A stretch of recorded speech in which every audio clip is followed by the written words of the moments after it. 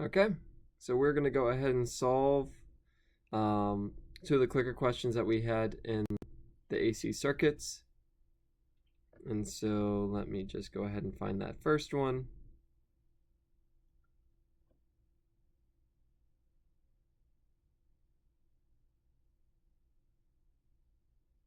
I believe it was on, yep, here we go.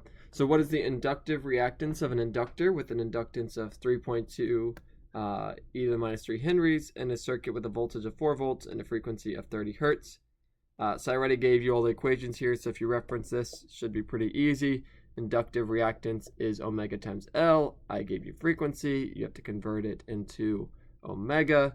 So XL equals 2 pi F times L, which is just going to be 2 pi times 30 times 3.2 e to the minus 3.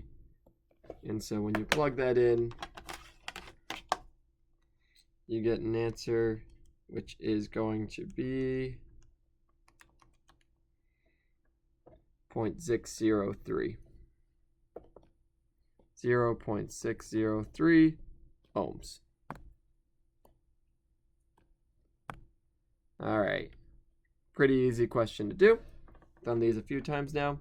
Well, I say a few times. I did one of those just today in today's lecture. And then the last question, which again I did an example of today, is what is the net impedance of a circuit with a frequency of 120 hertz, which has a 13 ohm resistor and a 23 microfarad capacitor in series.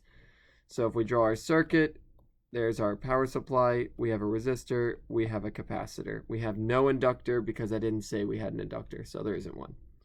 Frequency equals 120 hertz. R equals 13 ohms. And C equals 23 e to the minus 6 farads. So, all that in mind, we are trying to find impedance. So we use our impedance equation, which is Z equals square root of R squared plus XL minus XC squared, which if we plug those values in, not the values but the equations for that, XL is omega L minus 1 over omega C squared. And I gave you all a hint here that if there's no inductor, this value actually equals 0. Because no inductor, this isn't doing anything. And so we just go ahead and our omega equals 2 pi F. So we're going to plug that in.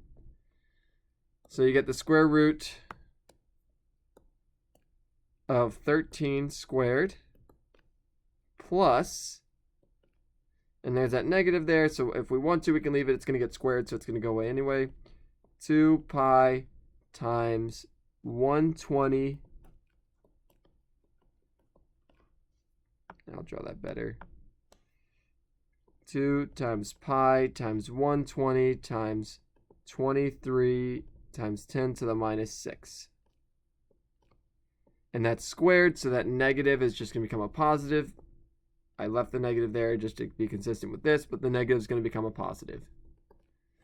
And we plug all that in to your calculator. 13 squared plus 1 divided by 2 times pi times 120 times 23 e to the minus 6. Square that whole thing. Make certain you're squaring the 1 over it and not just the denominator. And you get 59.11.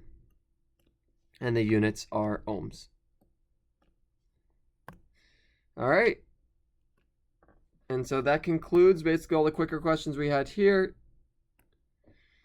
If you have any questions on these, please feel free to email me. And otherwise, I will see you all. Well, you will see me the next time you see me. Either that's Friday or during office hours.